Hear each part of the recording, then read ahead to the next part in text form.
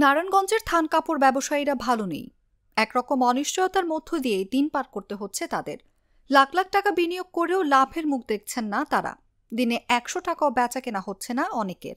অথচ একসময় দৈনিক ৩০ থেকে ৪০ কোটি টাকার বেচা কেনা হতো এখানে। সকাল থেকে রাত পর্যন্ত ব্যস্ত সময় পার করতেন মার্কেটের ব্যবসায়ী ও সাধারণ শ্রমিকরা।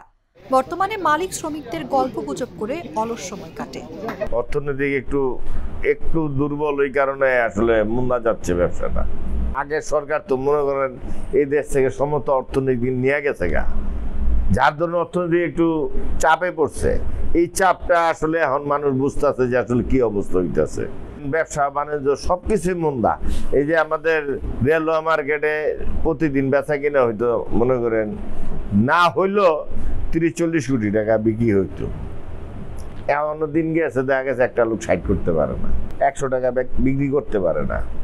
তার কর্মচারী বেতন দিব করতে, তার নিজে চলবো থেকে।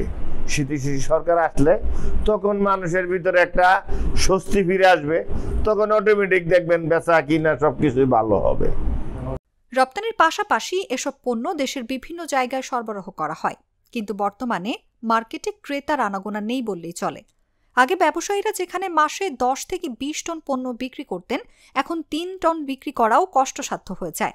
এতে ব্যবসায়ী ও তাদের অধীনে থাকা শ্রমিকরা বিপাকে পড়েছেন। অনেক শ্রমিকের যাতায়াতের খরচও পর্যন্ত উঠছে না।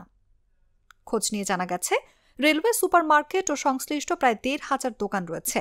আর এই দোকানগুলোর সঙ্গে ৮ থেকে ১০,০০০ লোকের কর্মসংস্থান জড়িত। তবে বর্তমানে তারা কেউই ভালো নেই।